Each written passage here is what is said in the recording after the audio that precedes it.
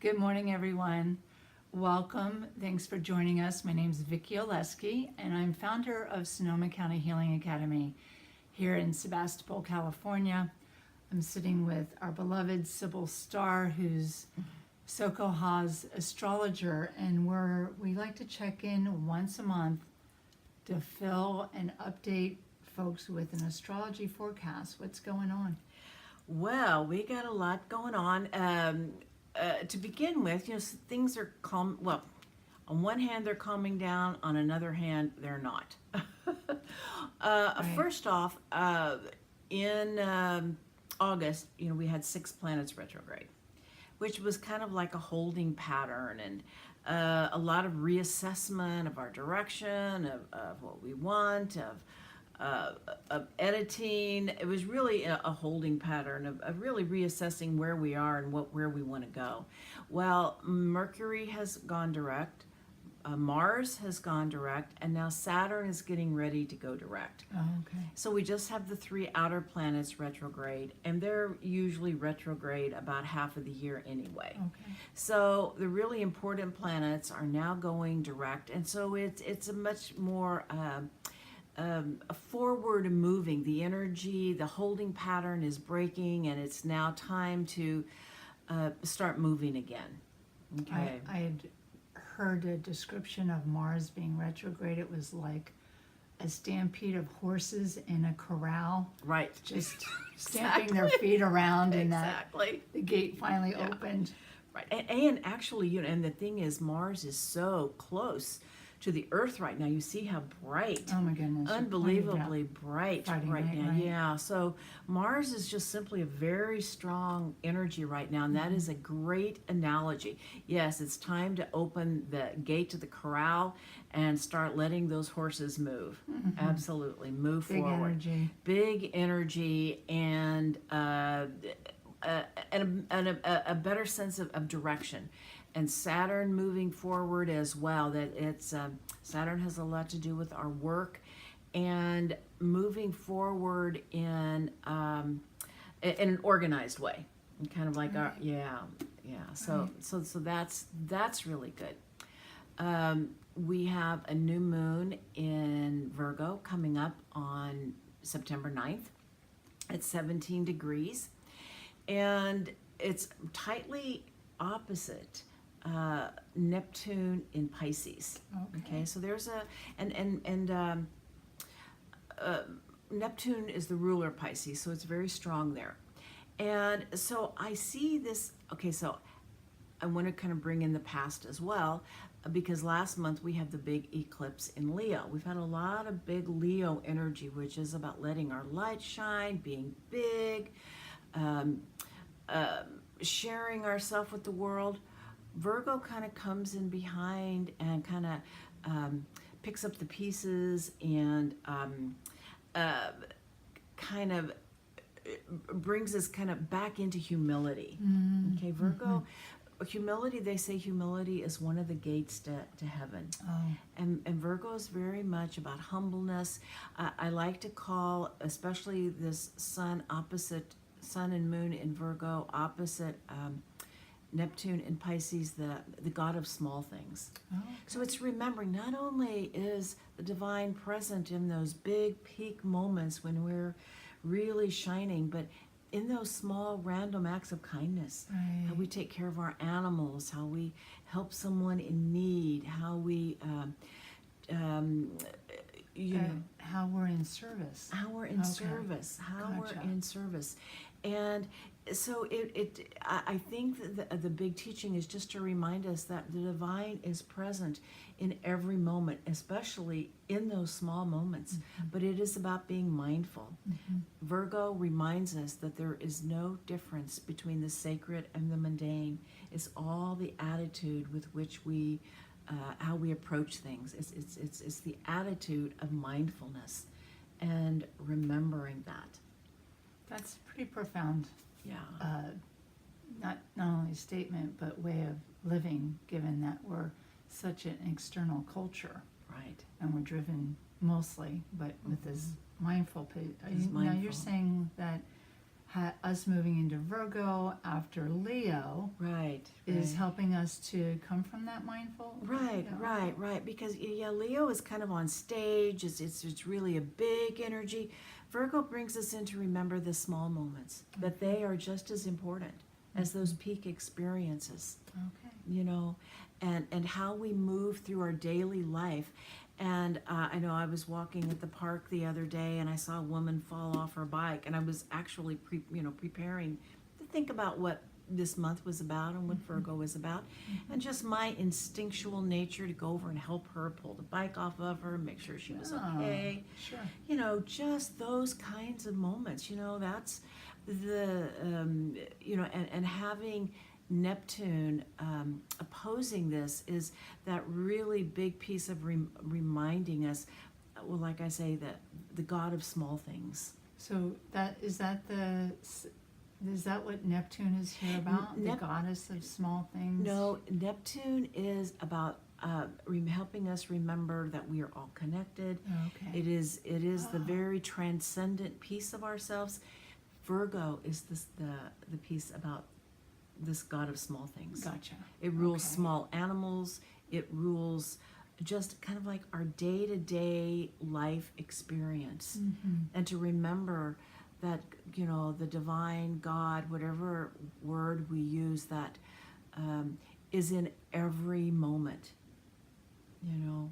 No separation. No separation. Yeah. There is no separation. Really sweet. Right. It feels like a good time of the year to remember that, given we're coming out of the summer Right.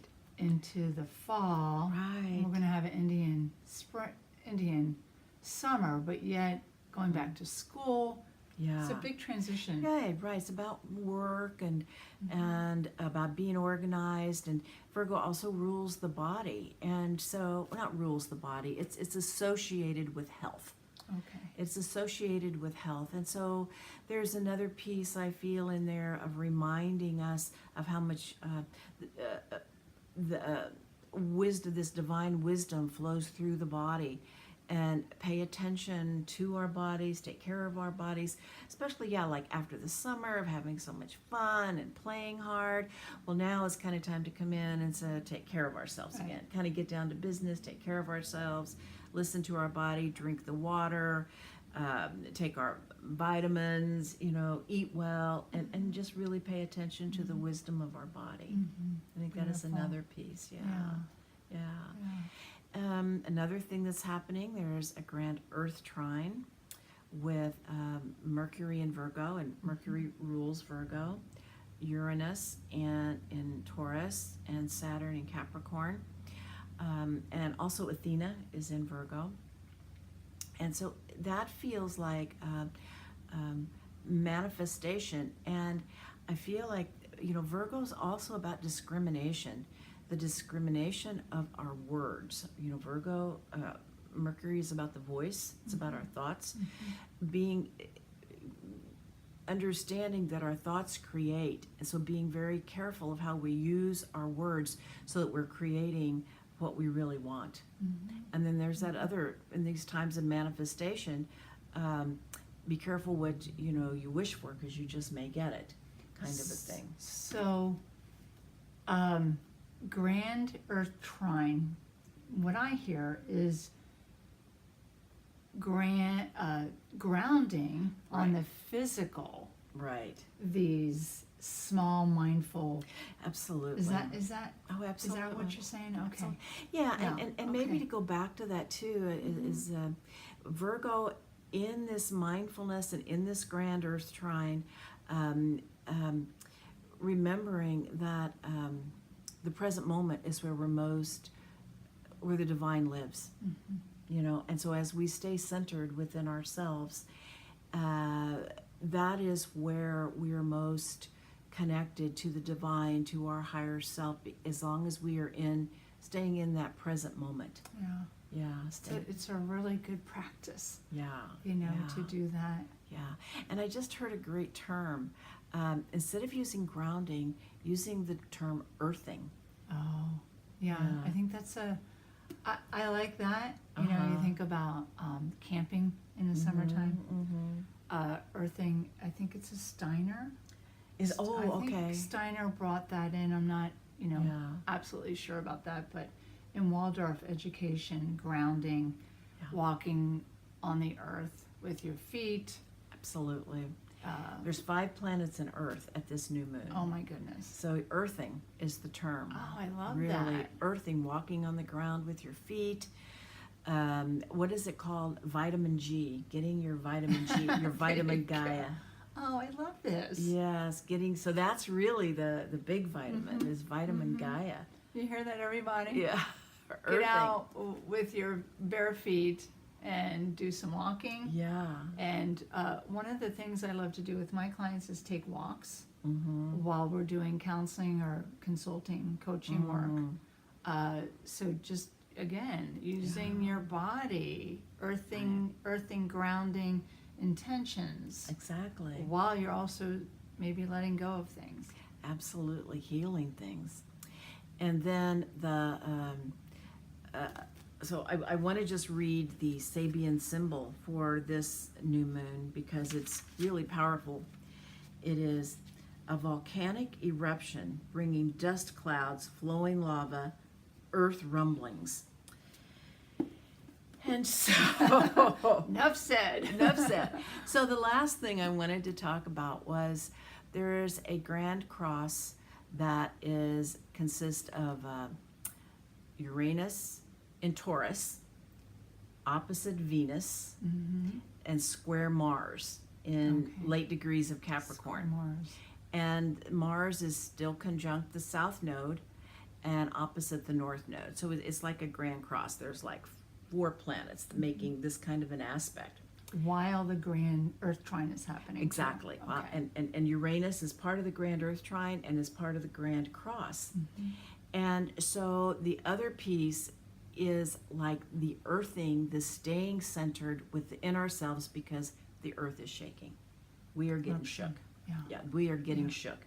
And this grand cross with Mars and Venus involved, it has a lot to do with interpersonal relationships.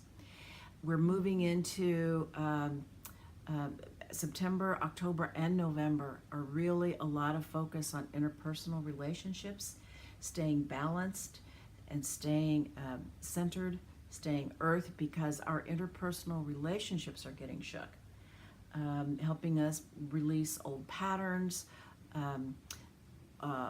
old ways of being. People from the past may show up with whom we have unfinished business, and potential for new relationships that are really exciting but unstable. Right. It's like the earth herself is shaking, and this focus seems to be on the interpersonal relationships.